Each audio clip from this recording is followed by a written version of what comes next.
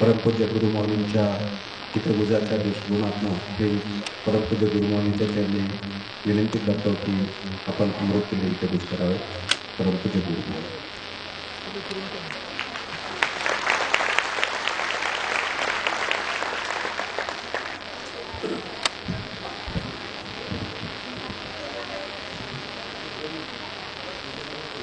समस्त सेवेकरी परिवार, राज्याच्या देशाच्या विविध स्तरातून विविध ठिकाणाहून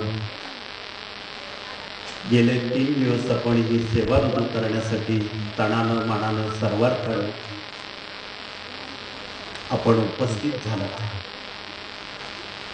नव्या वर्षाच्या सुरुवातीलाच आपण या भीषण दुष्काळाशी सामना कसा करावा, आपल्या सर्व परिवारासह आपल्या जबाबदाऱ्या काय आहेत यावर साधक बाधक चर्चेतून महाराष्ट्र शासन, आपण सर्व परिवार यांच्या सहकार्याने आणि ऐक्य मंत्र आपण आपल्या मनात बोलवला तर दुष्काळावर मात करण्यासाठी एवढ्या बाबी पुरेशा आहे. म्हणून आगामी येणाऱ्या या सर्व दुष्काळाची त्याची जी तीव्रता आहे ती खूप कमी व्हावी, तीव्रता नष्ट व्हावी इतपावेत आपला बहुमोल वेळ आणि सहकार्य दुष्काळाशी सामना करण्यासाठी आपण करावं. येणारा कालावधी कसा असेल यापेक्षा आपण काय करायला हवं हा महत्त्वाचा मुद्दा. म्हणून वर्षाच्या प्रथम दिनी आपण सर्वजण या नियोजित उपक्रमाला सामोरं जात आहोत. आज त्याची सांगता समारोह आहे. जाता जाता काही संदेश आपण जनमानसापर्यंत पोचवायचे आहेत. आपली ती नैतिक जबाबदारी असेल. राज्यात देशात गावोगावी असलेली साप्ताहिक दैनिक सेवा केंद्र असतील, त्या ठिकाणी पानपोई आपण पशु पक्ष्यांसह मानव जातीला लागलेली तृष्णा भागवण्याचं काम आणि त्याचं औचित्य ठेवायला एक संधी मिळेल. म्हणून पाणपोईचं महत्त्व, ज्यांच्याजवळ पाणी आहे अशांनी त्यात सहभाग घ्यावा आणि हे मत पुण्यकार्य हा संदेश आपण सर्वांपर्यंत पोचवावा. म्हणून या वर्षारंभाच्या 3 दिवशी या कलियुगाचे चालक पालक मालक सर्व भगवान दत्तात्रेय तथा स्वामी महाराज आहेत. आपल्या सर्व मानव जातीचा श्वास म्हणजे स्वामी महाराज आहेत. त्यांची सेवा, त्यांचा आशीर्वाद उद्याच्या भविष्य काळात सर्वांबरोबर असावा.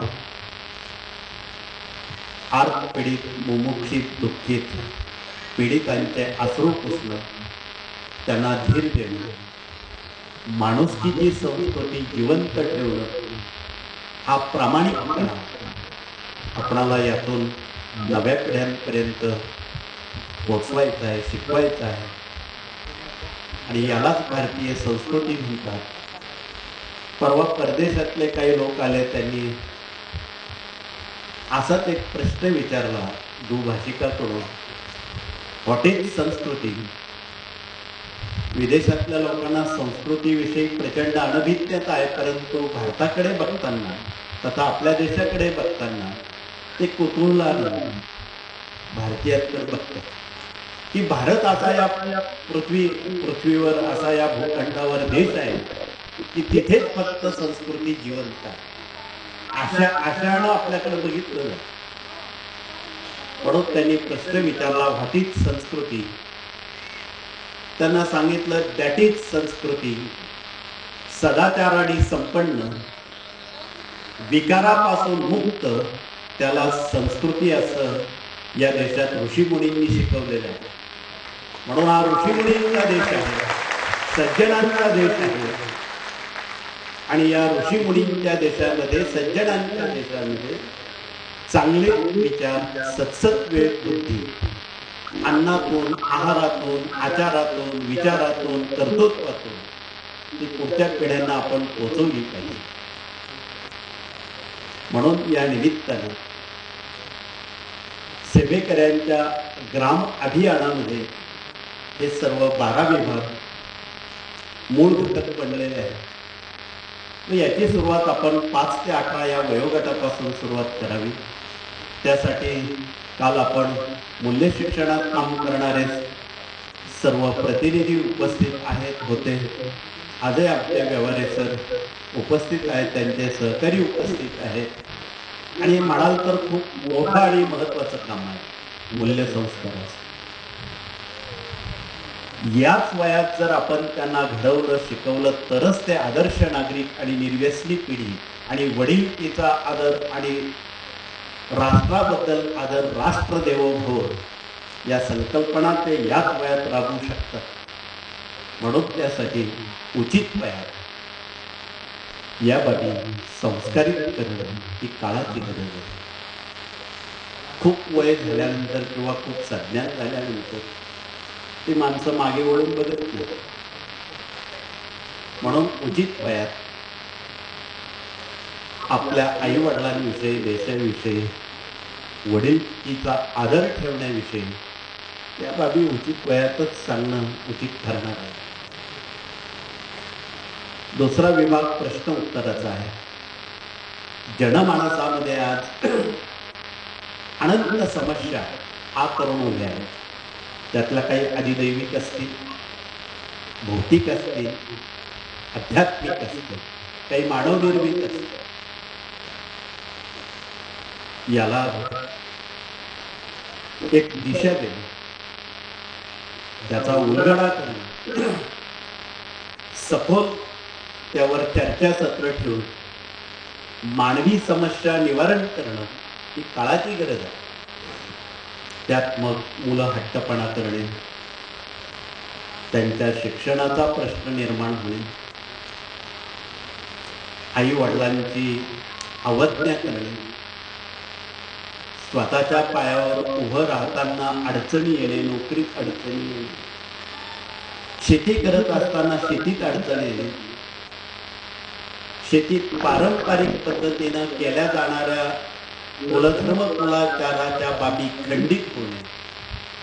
समजा बाप ज्याने त्या शेतीच्या जवळपास तत्सम दैवतांचा सन्मान करत असतील वर्षातून, महिन्यातून, ती जर सेवा खंडली किंवा थांबली तर शेतीत त्याचे उद्या दुष्परिणाम नक्कीच होणार. एखाद्या दैवताचा सन्मान जर विसरभोळेपणानं केला नाही तर त्याचे परिणाम त्याला भोगावे लागतात. अशा अनेक बाबी प्रश्न उत्तर विभागामध्ये सामावलेले आहेत आणि त्याचे दुष्परिणाम आपोआप इलेक्ट्रिक मोटर जळणे, ट्रॅक्टर बिघडणे, विहिरीचं पाणी आटून जाणे, घरात भांडणं होणे, घरात आजारपण येणे, अपघात होणे, हे जे सर्व प्रकार आपण बघता, यावर काही उपाय आहेत काय? यावर कुलधर्म कुलाचाराच्या दृष्टीनं या कार्यातून पडताळणी करून आपलं गोत्र आणि त्याचा वापर कशासाठी आपण करतो, आपली देवी कोणती आहे, खंडोबा कोणता आहे. खरं तर या भारताचे आई वडील भगवान शिव आणि पार्वती आहे. पार्वतीनं या देशाच्या रक्षणासाठी प्रत्येक भौगोलिक बाबीचा जर विचार केला तर प्रत्येक राज्यात शक्तिपीठ निर्माण केली. महाराष्ट्राच्या भौगोलिक स्तरावर 4 पीठ निर्माण झाली. विदर्भात माहूर, मराठवाड्यात तुळजापूर, पश्चिम महाराष्ट्रात कोल्हापूर उत्तर महाराष्ट्रासाठी सप्तशृंगी, त्या भागात त्या लोकांना भगवतीची सेवा करण्याला संधी मिळावी, आशीर्वाद मिळावा म्हणून राजे छत्रपती शिवाजी राजांनी कुलधर्म कुलाचारावर भर दिला. म्हणूनच या देशात सुराज्य, स्वराज्य आणि त्याचं कौशल्य, चातुर्य, मुत्सदीपणा, अष्टप्रधान योजना की सचिवालय गावापासून देशापर्यंतच कसं असावं हे फक्त शिवाजी राजांकडे शिकावं ही वस्तुस्थिती होती आणि आहे. म्हणून शिवाजी राजांचा जो जीवनादर्श आहे तो असा 5 मिनिटात किंवा एखाद्या मराठी शब्दात सांगण्याजोगा नाही. परंतु यापूर्वी आपण क्षात्रधर्म वाचला असेल. क्षात्रधर्मात त्याचं विवरण करताना छत्रपती शिवाजी राजे आणि भगवान श्रीकृष्ण त्यांच्यातले काही घटनाक्रम त्यामध्ये नोंदवलेले आहेत. लाक्षागृहाला लागलेली आग आणि आग्र्याहून सुटका हा त्यातला एक अतिमहत्वाचा प्रसंग आहे. तो आपल्या सर्वांना बसलेल्यांना सर्वांना कळतो. लाक्षागृहात तरी त्यावेळी विदुराची भूमिका विदुरानं आदल्या दिवशी येऊन खंदकातून 5 पांडवांसह कुंतीची सुटका केली. पण आग्र्याला तर कोणी विदुर नव्हता. थाळाच्या पेटाऱ्यातून आपली सुटका करून महाभारतातले क्षण ना क्षण ते अभ्यासलेले होते. असे अनेक प्रसंग छत्रपतींचे आणि भगवान श्रीकृष्णांचे खूप त्यात समालोचन करणारे आहे. अजून एक प्रसंग आहे. ज्यावेळी युद्ध संपल्यावर 18 दिवसाचं महायुद्ध संपल्यावर 5 पांडव त्यांनी ठरवलं की आपण आपल्या काकांचा आशीर्वाद घेऊ आणि मग राज्य ग्रहण करू. तेवढ्यात भगवान श्रीकृष्णांना शिष्टाई करावी लागली, वकिली करावी लागली. अरे म्हणे, तुम्ही ज्यांचे 100 पुत्र मारले तो तुम्हाला काय आशीर्वाद दिला? हो म्हणे, हे बरोबर आहे, तसं करू नका म्हणे, मला वकिली करावी लागेल. त्याआधी तुम्ही तुमच्या 5 प्रतिमा लोखंडाच्या 5 जणांच्या बनवून आणा. धृतराष्ट्राला हे सगळं आगाऊ माहीत आहे. तो तुम्हाला एक जणाला पुकारेल. त्यावेळी तुम्ही त्याच्या जवळ न जाता एक 50 फूट दूर उभे राहा, नंतर भेटावे. तसंच 5 बंधून त्या 5 लोखंडी प्रतिकृती बनवून आणल्या आणि राज्यारोहण करते वेळी आशीर्वाद घेताना ज्यावेळी पांडव आले त्यावेळी त्यानं आधी धृतराष्ट्रानं भीमाला आधी पुकारलं, मधल्या भावाला पुकारलं. भीमा, तू आधी भेटायला ये म्हणलं. म्हणून भीम अगदी अभिमानानं अहंकारानं तो भेटायला निघाला. पण भगवान श्रीकृष्णाने सांगितलं, तुझा अहंकार इथे जळून जाईल, तू समोर जाऊ नकोस, तू 50 फूट तुझी प्रतिकृती ठेव आणि मागे उभा राहा. ऐकलं मात्र. तेवढ्यात भीम समजून त्या मूर्तीला आलिंगन देणारा धृतराष्ट्र त्यानं त्या मूर्तीला आलिंगन दिल्याबरोबर आत्मिक क्रोध, आत्मिक द्वेष, ईर्ष्या याचा जळकाट झाला आणि तो सगळा क्रोध त्या लोखंडी मूर्तीवर ज्यावेळी पडला त्यावेळी एका क्षणात पापणी लवत नाही.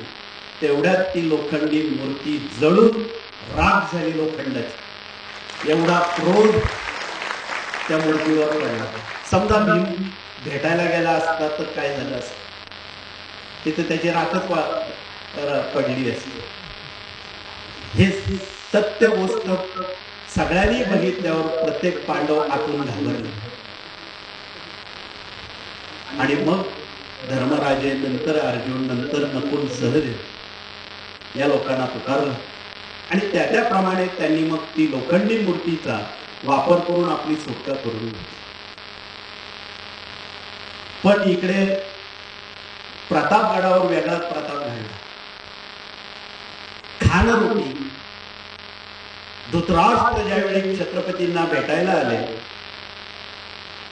त्यावेळी लोखंडी कपडे घालून चिलखत घालून खानासमोर त्यांना स्वतःला धावलं. तिथे कोणी गोपीनाथ पंतासारखे वकील किंवा विठ्ठल सुंदर सारखे वकील आलेले. त्यावेळी स्वतःला उभं राहावं लागलं. आधी मैत्रीचं वातावरण दाखवलं, नंतर दुष्ट बुद्धीनं त्या खानानं त्यांना बगलेत आवळलं. ही संधी मिळतात बिचवा वाघनख याचा वापर करून त्या खानाचा कोथळा बाहेर काढला आणि त्याला यमसदन दाखवलं.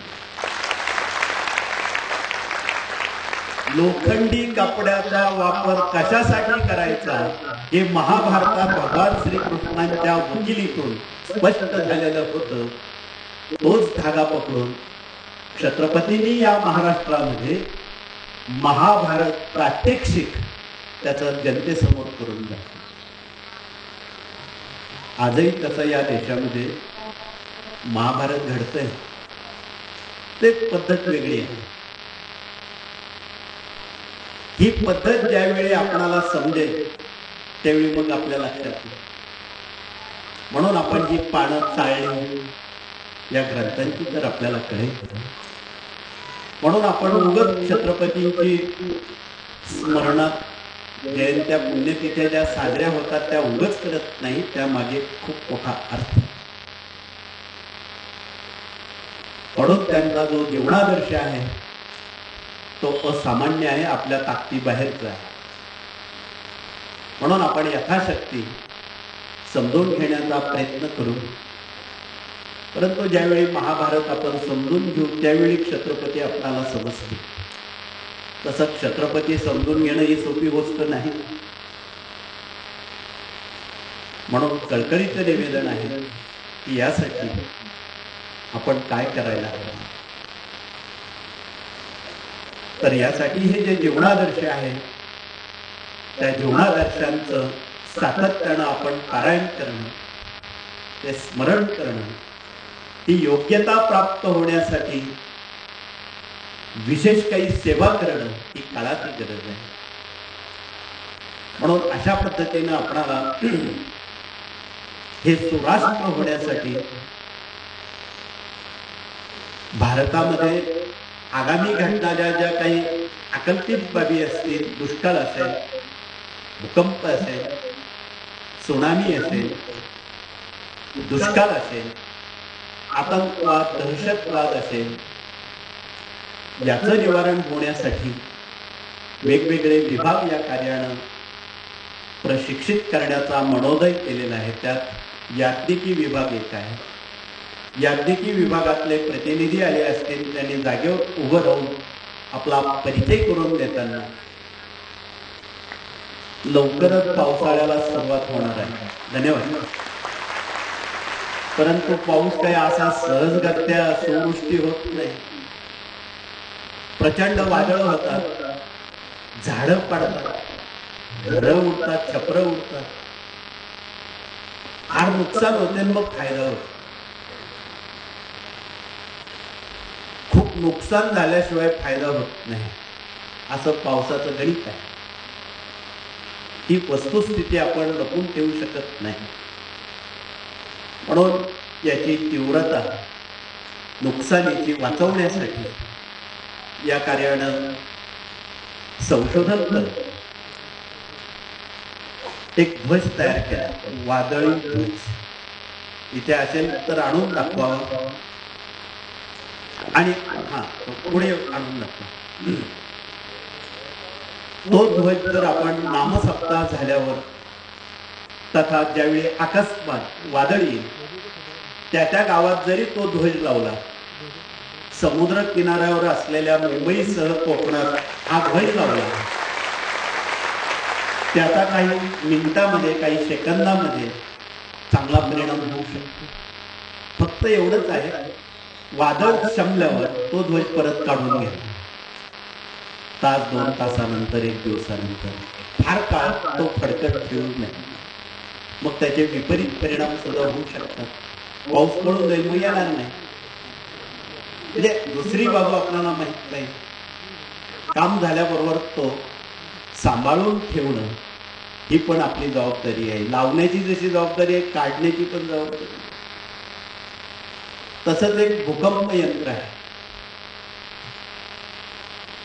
भूकंप होऊ नये म्हणून आपण डोळ्यात तेल घालून त्याचं जपवणूक किंवा जोपासना किंवा ज्ञान या नात्यानं सर्वांपर्यंत चर्चा अवश्य करावी.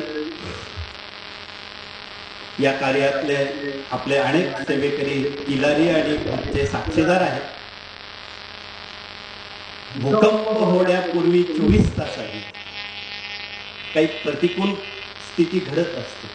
ती अशी की जमिनीत राहणारे जे सरपटणारे प्राणी आहेत, उंदीर आहेत, घूस आहे, सर्प आहे, हे भयानं सायरा वायरा पळून जातात त्या ठिकाणाहून जिथे भूकंप होणार आहे तिथे. कारण हे ज्ञान फक्त त्यांना आहे, माणसांना नाही. माणूस उभा राहिला तर 5 फुटावरून श्वासोश्वास करतो, बसल्यानंतर 2-2.5 फुटावरून तो श्वासोश्वास करतो. परंतु सरपटणारे जे जीव आहेत ते जमिनीला जाऊन जे काही स्वरशास्त्र आहे ते फक्त याच लोकांना माहीत आहे. सर्प, उंदीर, घूस सरपटणाऱ्या प्राण्यांना माहीत आहे. हे शास्त्र मानव जातीपर्यंत पोहोचवणं गरजेचं आहे. म्हणून यात हा एक जरा नवीन दालन उघडताना संशोधन विभाग जो आहे, या विभागाचं खूप काम वाढणार आहे. हे जबाबदारी करावी लागणार आहे.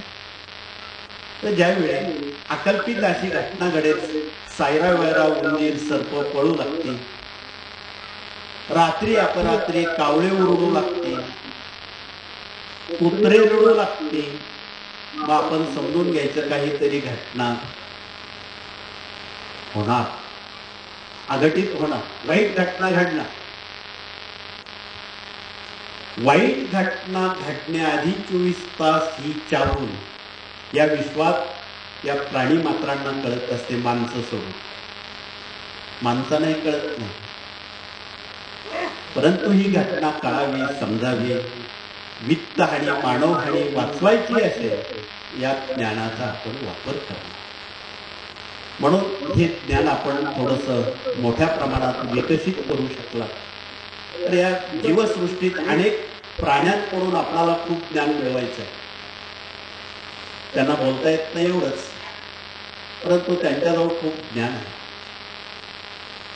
अगदी तुम्ही बघा, पाऊस पडण्याच्या काही दिवस आधी, 8 दिवस 10 दिवस आधी, पर्जन्य राजाचं स्वागत करण्याला मुंग्यांना पंख फुटतात, मुंगळ्यांना पंख फुटतात, टिटवी ओरडते, बेडूक ओरडतो, कावळे आपली घरटी झाडावर बांधतात, पक्षी सगळेच.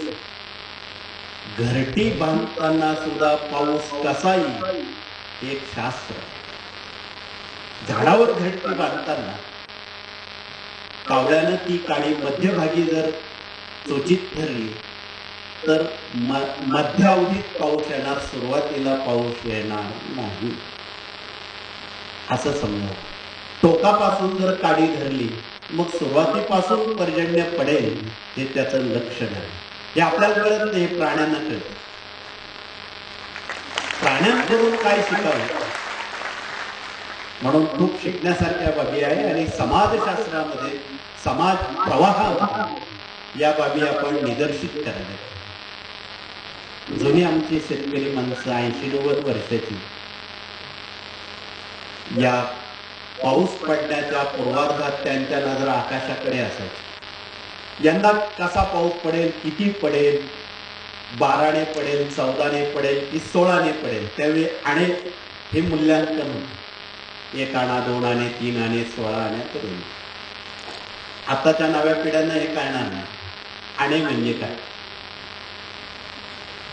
आणे कशाला म्हणतात, आणि त्यातून आणेवारी महसूलकडे कशी जमा झाली हा त्याच्या पुढचा विषय आहे.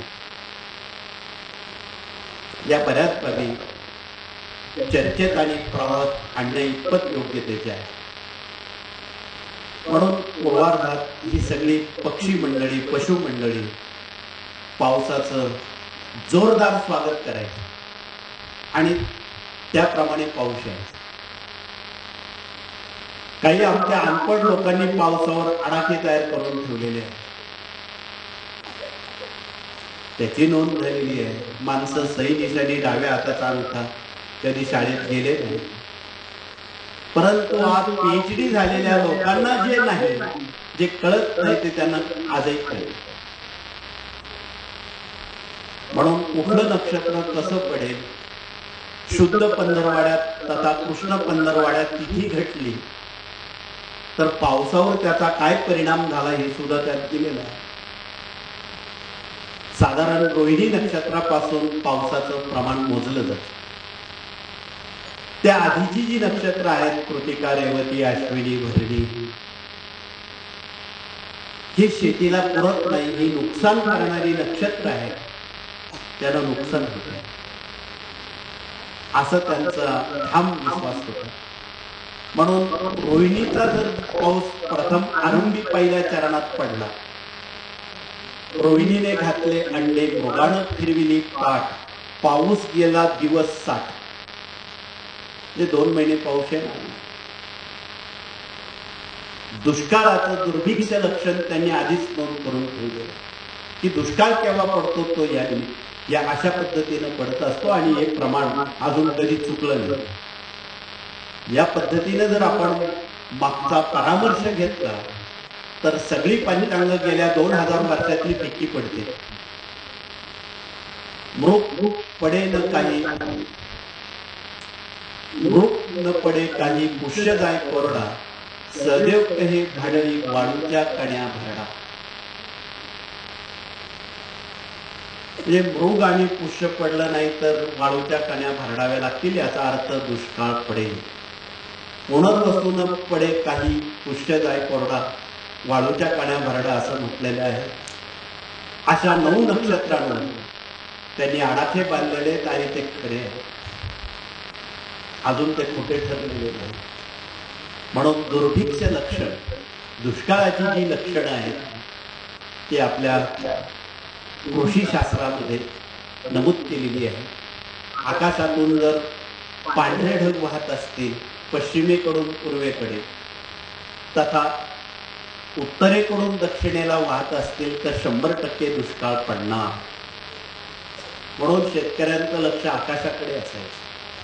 कोणते ढग वाहतात, लाल ढग वाहतात, पांढरे ढग वाहतात, पिवळे ढग वाहतात, काळे ढग वाहतात की गरजणारे 40 वाहतात, असा अभ्यास त्यांचा असायचा. आणि त्यानुसार पर्जन्यमान त्याप्रमाणे पडायचं. म्हणून या पर्जन्यमानाचा भौगोलिक तपशील आपल्याला समाजशास्त्रामध्ये, समाज प्रवाहामध्ये पोचवावा लागणार आहे. म्हणून आपल्या बऱ्याचशा ग्रंथांमध्ये ही जर पानं चाळली तर आपल्याला त्याचं साधारणपणे कल्पना येईल, योग्य काय अयोग्य काय. असं तर अशा पद्धतीने आपल्याला कृषीशास्त्राविषयी आज आपल्या कृषी प्रतिनिधी आणि विवाह प्रतिनिधी आलेले आहेत. त्यांनी उभं राहून या निमित्तानं आपला परिचय नोंदवा. धन्यवाद. पलीकडे आपण गेली 3 दिवस कृषी प्रदर्शन भरवलेलं आहे. आपण जाताना परत भेट द्यावी आणि हे कृषी साहित्य आमच्या शेतकरी वर्गापर्यंत पोहोचवा. त्याला ज्ञानी बनवून सोडावं. त्याला ज्ञान ही संपत्ती प्रदान करावी तरच तो कृषीतून वरती. आता त्या चक्रव्यूहात तो सापडला. माती त्याला मातीच बनवेल. या मातीमध्ये 2 प्रकारची ताकद आहे. एक ताकद स्मरते आणि आठवते. भारताचे पहिले राष्ट्रपती बाबू राजेंद्र प्रसादजी, शेतकऱ्याचा मुलगा, बंगाल भूमीतला, कर्मधर्म संयोगानं कर्तृत्वानं ते राष्ट्रपती झाले. पण परिपाठाला विसरले नाही. राष्ट्रपती झाल्यावर त्यांनी एका लोखंडी घमेल्यामध्ये शेतातली माती घेऊन दिल्लीत आले. रोज सकाळी सूर्योदयापूर्वी मातीला ती फुलं व्हायची, अक्षता व्हायच्या, पूजा करायची आणि नंतर देवांची पूजा करायची. आधी माती नंतर देव, असा त्यांचा क्रम.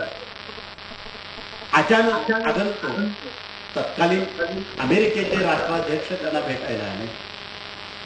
वेळ सकाळी 7 वाजेची. बाबूजी पूजा करत होते. पाठमोर ते येऊन बसले त्यांच्या आणि पूजा संपल्यावर पहिला प्रश्न बाबूंना विचारला, बाबूजी तुम्ही मातीची पूजा करत होता? हो म्हणे, मातीची पूजा करत.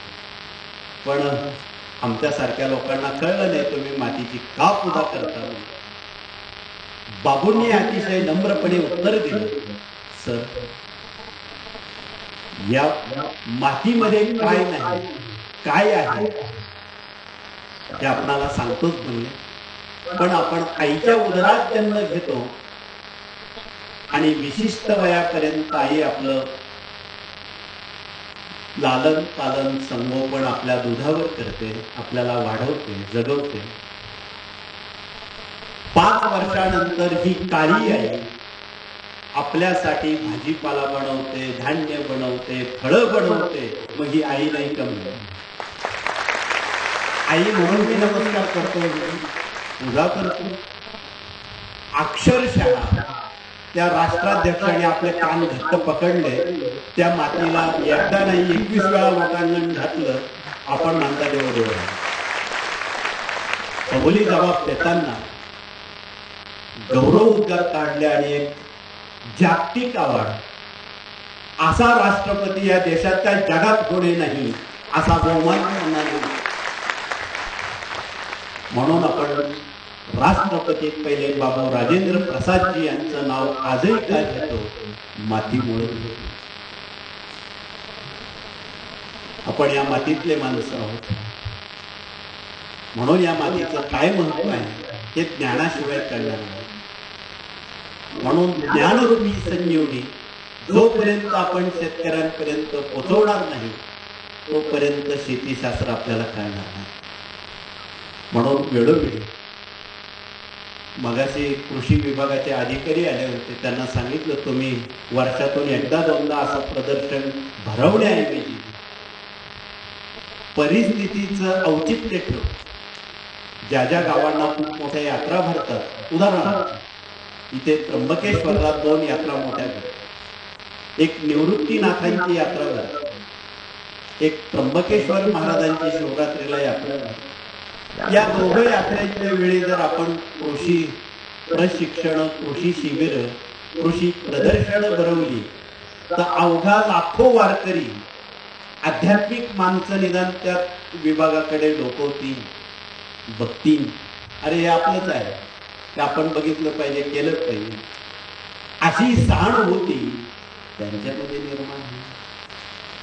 म्हणून आपण सर्वांना या यात्रेचं किंवा ज्या ठिकाणी खूप गर्दी आहे अशा ठिकाणी जर त्याचं औचित्यपूर्वक नियोजन केलं तर खूप चांगला प्रसार प्रचार, कृषी वार्ता, कृषी प्रशिक्षणातून नव्या पिढीपर्यंत पोहोचू शकतो, यात दोमत नाही.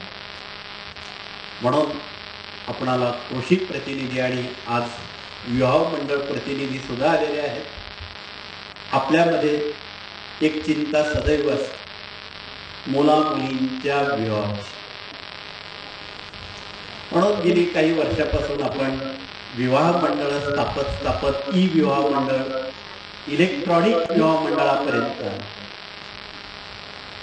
की हल्ली या प्रगत युगात कुलधर्म कुलाचारालाही आपण बरोबर घ्यावं. रूढी परंपरा ज्या आहेत त्याही योग्य तपासून त्यांनाही बरोबर घ्यावं. म्हणून मुलामुलींच्या विवाह संदर्भामध्ये आज विवाह मंडळाकडे लाखाहून अधिक वधूवरांची नोंद झालेली आहे. राज्याच्या 36 जिल्ह्यासकट दिल्लीपर्यंत. आज दिल्लीचे सेवेकरी गेले 3 दिवस आपल्यात आहेत, गुजरातचे आहेत, हैदराबाद आंध्र प्रदेशातले आहेत, दक्षिण भारतातले आहेत, महाराष्ट्रासह अन्य प्रदेशातील प्रतिनिधी स्वरूपात सेवेकरी मंडळी एवढ्या दुरून आलेली आहे. का आपल्या हातूनही त्या भागात कार्याचा प्रसार प्रचार व्हावा. स्वामींचं कार्य पोचलं जावं या पवित्र हेतून हे एवढ्या लांब हजारो मैल हे सेवेकरी आलेले आहे. हाही त्यांचा भावार्थ आपण जाणून घेणं, त्यांना सहकार्य करणं ही आपली सर्वांची जबाबदारी आहे. या हेतून ई विवाह मंडळाशी संवाद साधताना आपण त्या ठिकाणी ती नाव नोंदणी करावी, त्यांच्या संपर्कात राहावं. आणि सेवेकरी परिवारामध्ये जर विवाह रचना आपण केली तर त्याचा खूप चांगला परिणाम होऊ शकतो. कारण हुंडा घ्यायचा नाही, मान कान सन्मान वेशीला काढून ठेवायचे, मुठमाती द्यायची, चांगल्या गोष्टींचा आदर करायचा आणि वाईट गोष्टी कायमच्या हाकलायच्या. ही फार मोठी संधी आहे. म्हणून खोट्या प्रतिष्ठा, मोठेपणा, अहंकार या गोष्टी नाशाला कारणीभूत आहेत. या गोष्टींचा लवलेश ठेवायचा नाही. माणूस म्हणून आणि माणुसकीची संस्कृती म्हणून आपणाला उद्याच्या भविष्य काळात वाटचाल करावीच लागणार आहे, तरच तो सुखी होतो. पूर्वाश्रमी गेल्या 50-60 वर्षापूर्वी अनेक लेखक कवींनी यावर भाष्य केलेलं होतं. मनुष्य सुखी केव्हा असतो आणि दुःखी केव्हा बनतो? दुःखी असा बनतो स्वार्थाच्या बाजारात किती पामरे रडतात, त्यांना मोद कसा मिळतो, सोडून स्वार्थात तो जातो. जिथे स्वार्थ आहे, अहंकार आहे, तिथे दुःख आहे. आणि जिथे निस्वार्थ आहे तिथे आनंद आहे. म्हणून आपल्याला निस्वार्थ करावं हे काम जनमानसामध्ये पोचवलं तर आपल्याला त्यातला जो आनंद आहे तो आपल्याला सदैव पुरणारा आहे. तर अशा पद्धतीने आपल्याला ई विवाह मंडळाशी संवाद साधून जे काही अन्य कारणामुळे मुलामुलींच्या विवाह जमण्यात अडचणी येतात, कदाचित देवीच्या कोपामुळे, कदाचित पूर्वजांकडून काही प्रमाद घडल्यामुळे ते आपल्याला माहित नाही.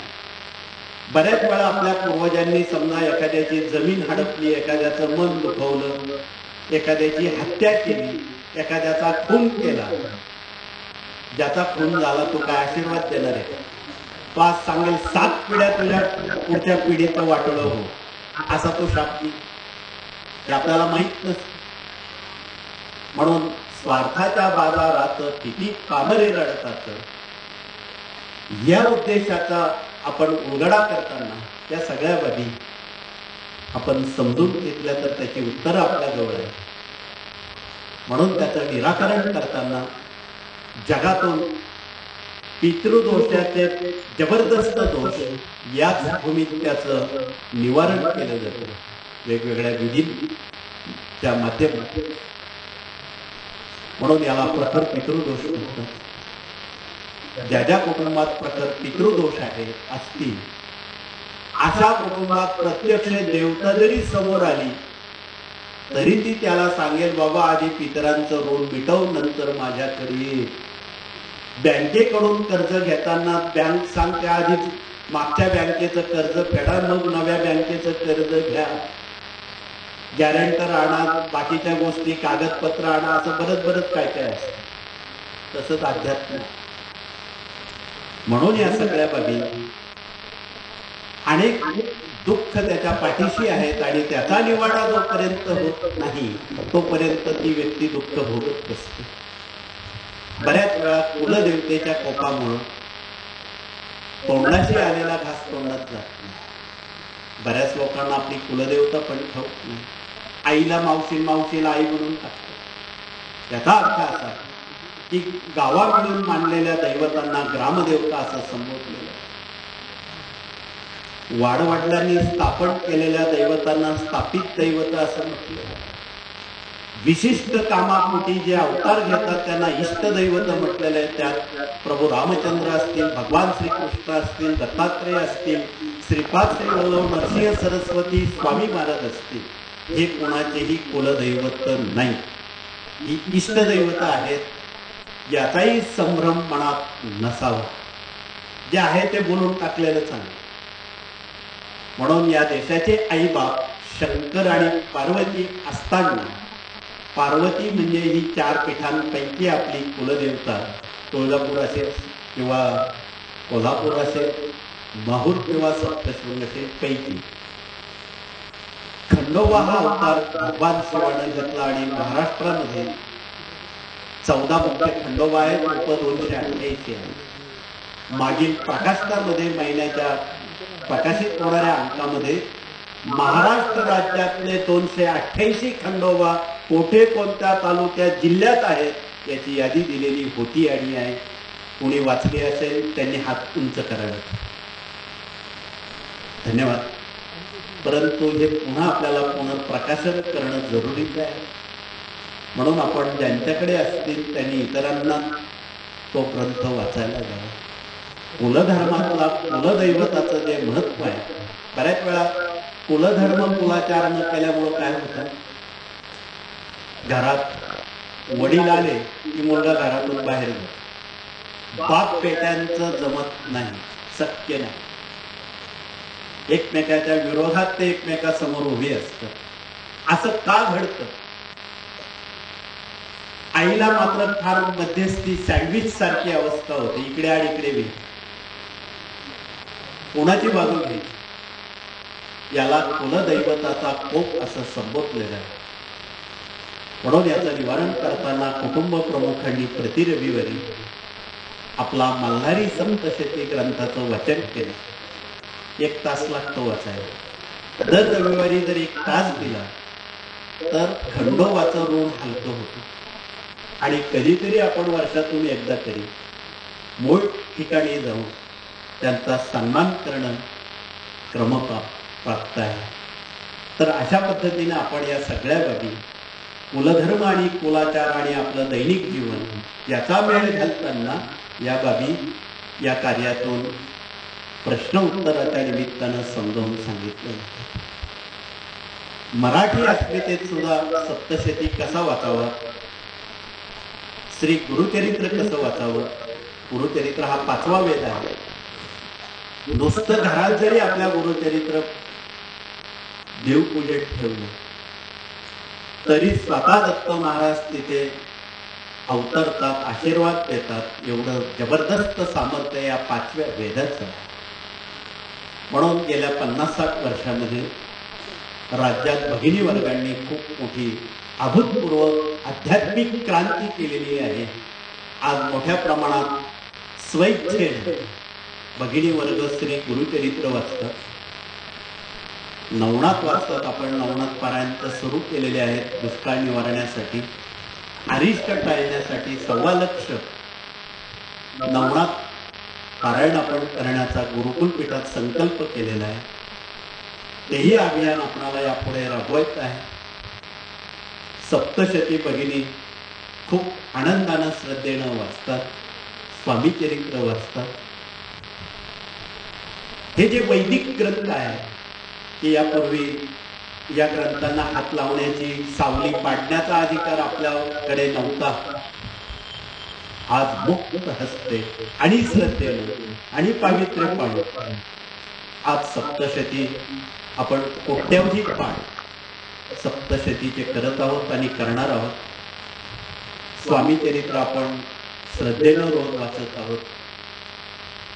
आपण रोज तथा गुरुचरित्र महिन्यातून एकतरी पारायण सेवेकरी कुटुंबात केली जातात, नवनाथ केली जातात. किमान वर्षातून एकदा तरी भागवत ग्रंथ वाचला जातो. पितृदोषाचं निवारण करण्यासाठी महर्षी व्यासांनी भगवान विष्णूंना साकडं घालून हा ग्रंथ लिहिला. त्यावेळी त्यांना असह्य झालं आणि अगदी असह्य पोटी भगवान विष्णूंना शरण जाऊन त्यांना सांगितलं, देवा आता मला हे काही नकोय, मी कंटाळलो आहे, मला आता काही जगणं सुद्धा असह्य झालंय. त्यावेळी भगवान विष्णूंनी त्यांना आज्ञा केली, तुम्ही एक भागवत ग्रंथ लिहा. आज्ञा. पण आता वय खूप झालं, हातात लेखणी धरता येत नाही, हात थरथर कापतोय, लिहिणार कसं? ठीक आहे, काळजी करू नका, आमचा एक कारकून तुम्हाला देतो. देव लोकातला कारकून म्हणून गणपतीला ती जिम्मेदारी दिली आणि दोघांची समोरासमोर भेट घडून आणताना भगवान विष्णूंनी गणपतीला सांगितलं, गणपती आपण दोघांनी भागवत लिहा. देवा लिहीन म्हणे मी, तुमची आज्ञा, पण एक अट आहे. हे लेखक लोक फार विचित्र असतात. खूप आठवून आठवून आठवून मला सांगते, तोपर्यंत मी काय करायचं? यांच्या तोंडाकडे बघू का? त्यांनी जर मला सातत्यानं सांगितलं तर मी लेखणी बंद करणार नाही, माझी लेखणी बंद पडणार नाही. अशा पद्धतीत जर त्यांनी सांगितलं तर मी लिहीन म्हणे. महर्षींनी मान्य केलं, ठीक आहे मान्य. सुविद्य मुहूर्तावर भागवत ग्रंथाचं लिखाण सुरू झालं आणि लिहिता लिहिता तो ग्रंथ खूप मोठा जाड होण्याची वेळ आहे. एवढा मोठा जाड ग्रंथ आता हा कोण वाचणार? म्हणून महर्षीने असं डोकं खाजवलं. आपल्याला जर कोणाला सांगितलं की व एकनाथी भागवत वाचा, एवढं जाड आहे, 1 वर्षात सुद्धा आपल्याकडून ते वाचलं जाणार नाही. आपण कसं वाचणार? म्हणून महर्षींसमोर एक प्रश्न पडला की व एवढा मोठा जाड ग्रंथ आता आपण वाचू, गणपती वाचेल, पण जनता जनार्दन माणसं कसं वाचते? आणि आपण हा ग्रंथ माणसांसाठी तयार करत आहोत, गणपतीसाठी किंवा व्यासांसाठी लिहित नाही. आता करायचं म्हणून विचारक्रांत झालेले महर्षी विचार करत बसले. लेखणी बंद पडली. गणपतीने डोळे बिळे ताणून त्यांच्याकडे बघितलं. का म्हणे आपला करार काय झाला, तुम्ही काय करता? गणपती चिडला. हो थांब गणपती थांब म्हणे, तू माझ्यावर चिडू नको म्हणे. हा जो भागवत आपण गणपतीसाठी किंवा व्यासांसाठी लिहित नाही म्हणले, या भूतलावर मानव जातीच्या मनात आग ओकायला लागलेली आहे, ती थांबवण्यासाठी आपण लिहित आहोत म्हणे. आणि असं गांभीर्यानं जर आपण वागत बसलो तर लोक तो ग्रंथ वाचणार नाही. मग काय करायचं म्हणे? आता लोकांना हसवल्याशिवाय ते लोक वाचणार नाहीत. म्हणून मी तुझ्यावर एक खूप प्रश्न टाकतो. खरं तर मराठी अस्मितेत गेले 3 दिवस भगिनी वर्गाने खूप प्रश्न किंवा उखाणे गणपतीचं स्मरण किंवा भागवत महर्षींचं स्मरण म्हणून खूप करावं असं आमचं म्हणणं. म्हणून हसत खेळत महर्षींनी एक पोट गणपतीवर टाकलं. गणपती मी तुझ्यावर पोट टाकतो, याचं उत्तर दे म्हणे, मग आपण म्हणून त्यात गणपतीवर पोट टाकताना एक पोट लिहिलं गेलं, सांगितलं गेलं. अलिकुल वहनाची वहन आणत होते, शशीधर वहनाने ताडिले मार्ग पंथे, नदीपती रिपू ज्याचा तात भंगून गेला, रवी सुतमही संगे फार दुःखित झाला. मराठी भाषा खूप अवघड आहे, जाणून घ्या. तिला अनेक उपमा आहेत, अनेक अनुप्रास आहेत, खूप सजवलेली भाषा आहे. तिच्यात 1.5 लाख शब्द आहेत. एवढं ज्ञान आज माणूस जातीला नसावं. मराठी भाषा सजवली. व्यास उत्तिष्टम जगत सर्व, व्यासांनी अवघं सगळं ज्ञान पुष्ट करून टाकलेलं आहे. गणपतीनं डोकं खाजून खाजून हैराण झाला, पोट सुटेल. शेवटी त्यानं माफी मागितली. महर्षी मी तुमची माफी मागतो, तुम्हीच सोडवा, मी ग्रंथ लिहून द्यायला तयार आहे, तुम्ही सांगाल तसा करेन, पण माझ्यावर पोट टाकू नका, मी माफी मागतो. जाहीर माफी मागितली आणि मग ते पोट त्याचा निवाडा गणपतीला करून देताना व्यासाने मग सगळं सांगितलं. अलिकुल वहनाची वहण आणत होते. फुलं म्हणजे भ्रमर. एका तळ्यावर कमळाची फुलं उमललेली होती. त्या तळ्यावरून एक भगिनी कुंभामध्ये डोक्यावर पाणी आणत होती. कमळाचं वळण म्हणजे पाणी, ते पाणी ती आणत होते. तेवढ्यात काय शशीधर वहनाने ताडिले मार्गतन. शशी, शशी म्हणजे चंद्र, ज्यानं डोक्यावर धारण केलाय तो शंकर. त्याचं वाहन नंदी. नंदी म्हणजे बैल. मराठी भाषा कशी सजवलेली बघा चक्रव्यूह. शंकराच्या वाहनानं म्हणजे नंदीनं पाणी आणत असताना त्याला धक्का दिला, मारलं त्याला. शशीधर वहनाने ताडिले मार्गतन. पुढे काय? नदीपती रिपू ज्याचा तात भंगून गेला. नदीपती रिपू, नदीचा पती समुद्र, समुद्राचा शत्रू. रिपू म्हणजे शत्रू अगस्ती. त्यानं एका भोटात 7 समुद्र प्राशन केले. त्याचा जन्म कुंभात झाला होता म्हणून त्याचा बाप कुंभ म्हणून जन्मलेला. नदीपती रिपू ज्याचा तात भंगून गेला. त्या बैलानं धक्का लागल्यामुळं तो डोक्यावरचा पाण्यानं भरलेला कुंभ फुटला, जमिनीवर पडला, तात भंगून गेला. पुढे काय?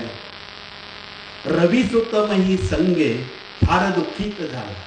रवी सुत मही, रवी म्हणजे सूर्य. रवीचा सुत म्हणजे कर्ण, कर्ण म्हणजे कान. तो घाटात पडला, ती कानावर पडली, कान दुखावला. अशा पद्धतीनं गणपतीला हे पोट सुटेना. पुन्हा व्यास काय थांबतात, त्यांनी पुन्हा दुसरं कूट गणपतीवर सोडलं. गणपती नाही म्हणायचा, हे कूट टाकायचं. शेवटी व्यासांना राभेना पुन्हा एक कूट गणपतीच्या माती मार. कोणे एके वणी विचित्र पुतळा जेवावया बैसला. आता जेवायचीच वेळ झाली. आम्ही येताना बघितलं बरेच काही जण भोजन करत होते. हरकत नाही, ही भूक भागवण्याची ती वेळ बरोबर आहे. कोणे एके वणी विचित्र पुतळा जेवावया बैसला. जेवण जेविता अतिबळे पात्रेची तो भक्षिला. एवढी भूक लागली की त्यानं ते पात्र भक्षण करून टाकलं. त्याची जी वनिता वनात फिरता सूर्याशी प्रार्थीची सदा.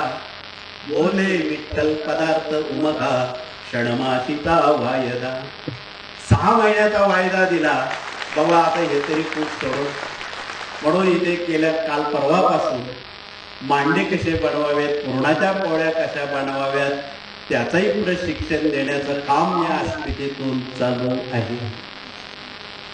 म्हणून पात्रेची तो भक्षिला हे खूप मराठी अस्मितेच्या वतीनं भगिनींनी सोडवायचं आहे. कुणाचं इथे पाठ असेल तर एका मिनिटात त्यांनी माईकवर सांगावं. आहे भगिनी वर्गांचं पाठ कोणाचं? हात वरती करावा. नाही. पलीकडे बसलेल्या भगिनींचं पाठ आहे का? हात वरती दिसत नाही. आहे का? धन्यवाद. माईकवर येऊन थोड्या वेळानं आपण सांगू. तोपर्यंत माईकवर येऊन बसा. धन्यवाद. तर आपण नव्या पिढ्यांना लग्नानंतर आपण काही खूप प्रश्न शिकवावेत. एक दिवस परवा मागच्या मीटिंगला नवीन जोडप्यांची लग्न होती. आमच्या जुन्या लोकांना हाऊस आली नावं घे. आमचा एक प्रतिनिधी त्यात आला म्हणे मी नाव घेतो. दिनकर शास्त्री आणि ते दोघं सरसवले. त्यांना वाटतं बा परत आपलं रिझर्वेशन व्हावं, नवीन लग्न परत लावून घ्यावं आणि आपणाला संधी मिळावी अशा भावनेत इथे ते आले असतील. त्यांनी निदान उभं राहून आपला परिचय करून द्यावा. दिनकर शास्त्री आणि चव्हाण हे बघा. त्यांना वाटलं बा पुन्हा आपण आपले लग्न लागावेत आणि आपण नाव घ्या. माहिती काहीतरी नाव घेतलं होतं. बिड्या काड्यांवर काहीतरी नाव घेतलं होतं. लोकांच्या बिड्या काड्या सुटाव्यात.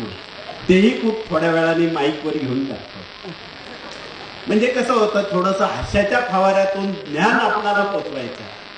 आणि हसत खेळत दिलेलं जे ज्ञान आहे मनुष्य आयुष्यात विसरत नाही. म्हणून आपण हसत खेळत हे अभियान राबवताना हसवणारे लोक आपल्याला लागतात. आपण परवा बघितलं महाराष्ट्र शासनात काही धडाचे बोलणारे लोक होते, ते मधून मधून चिमटे घेत होते सरकार. त्यातून एक वातावरण भारीत होतं. उद्देश वेगळा असतो, कृती वेगळी असते, तो भाग वेगळा आहे. परंतु हसत खेळत हे ज्ञान जनतेपर्यंत पोहोचवणं जरुरीचं आहे. म्हणून आपल्याला भागवत धर्म, भागवत ग्रंथ, त्यातून पितृदोष निवारण्यासाठी महर्षींनी खास मानव जातीसाठी खूप मोठा आशीर्वाद भागवत रूपी आपल्याला दिलेला आहे. म्हणून आपण यापूर्वी त्या आशीर्वादाचं फलित म्हणून नैमिषारण्यात शुक्रताला आपण अनेक भागवत पारायण केली आणि आपण लवकरच 4 धामांपैकी त्या ठिकाणी भागवत पारायण सुद्धा करणार आहोत. तारीख योग्य वेळी जाहीर केली नाही. आज तारीख जाहीर करणं उचित नाही, त्याला काही अवधी लागेल.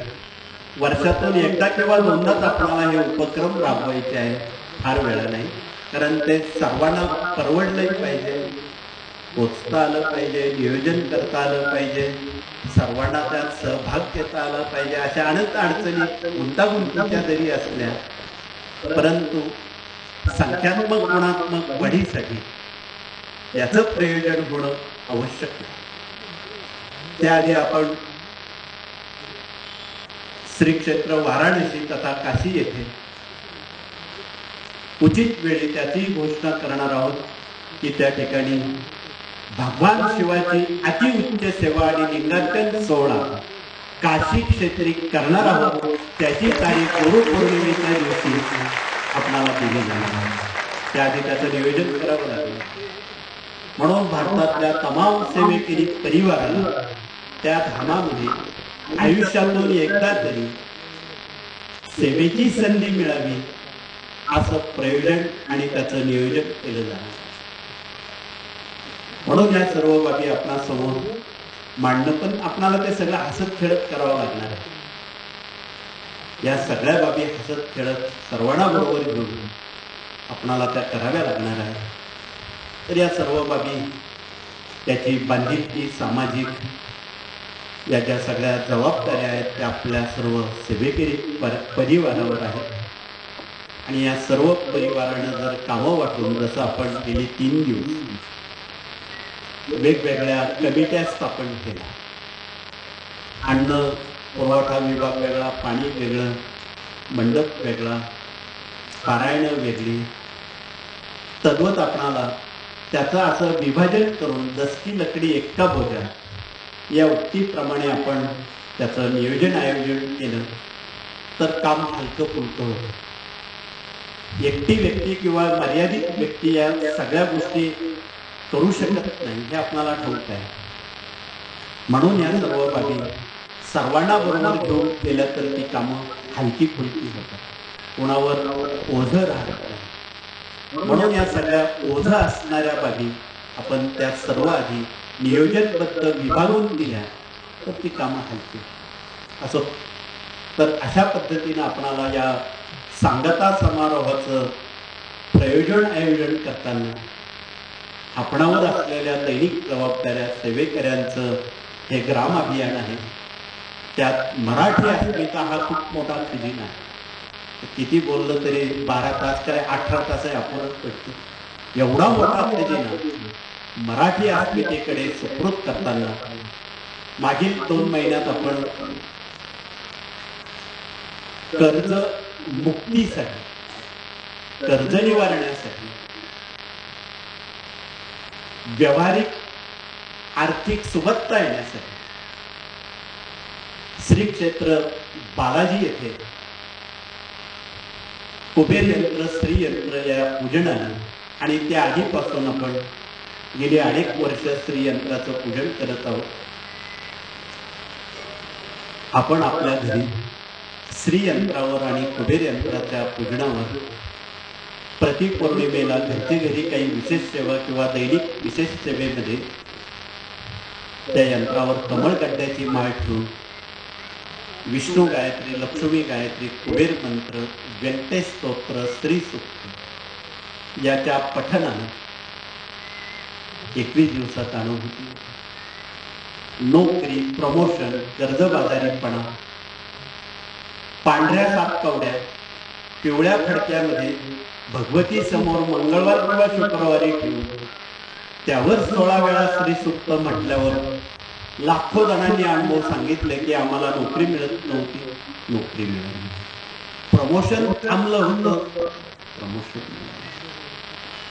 या सर्व बाबी चर्चेतून सर्वांपर्यंत जर पोचवल्या, हे पोस्टमनचं काम आपण केलं तर त्याचा परिणाम दुवा दवा या निमित्तानं आपणा सर्वांना ते पुण्यफलप्रद देणार आहे.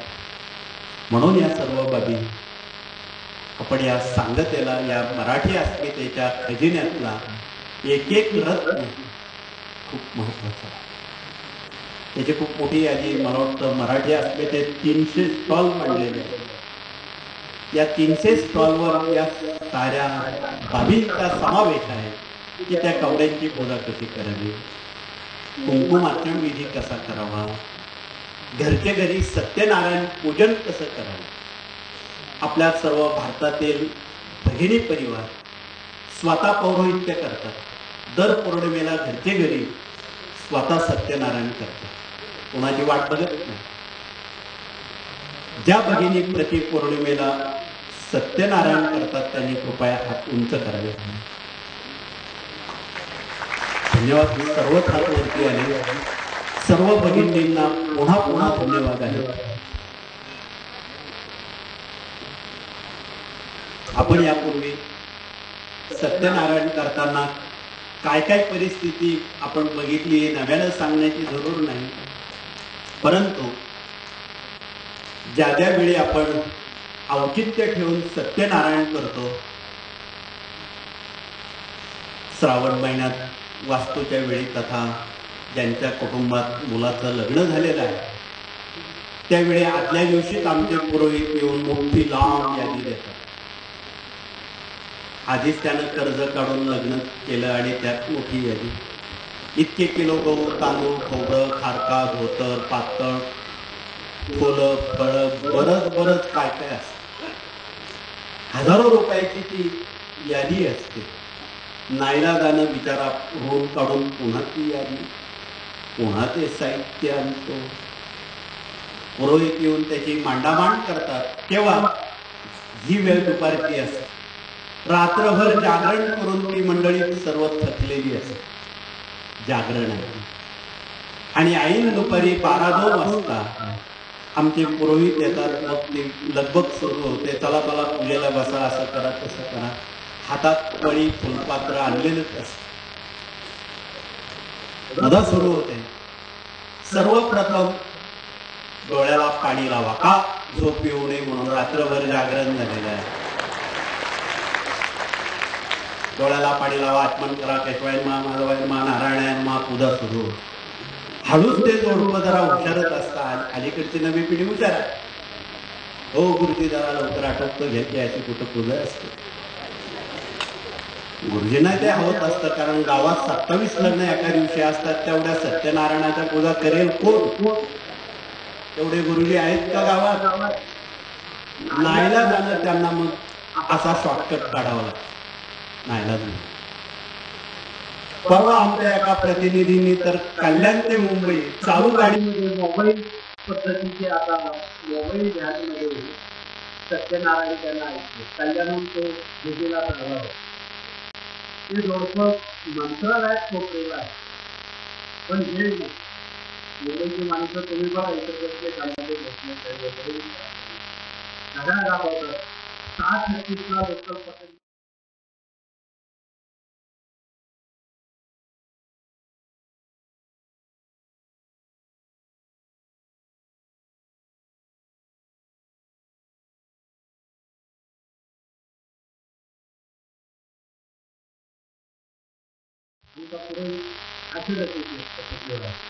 कल्याणहून दिल्लीला जाताना परवडत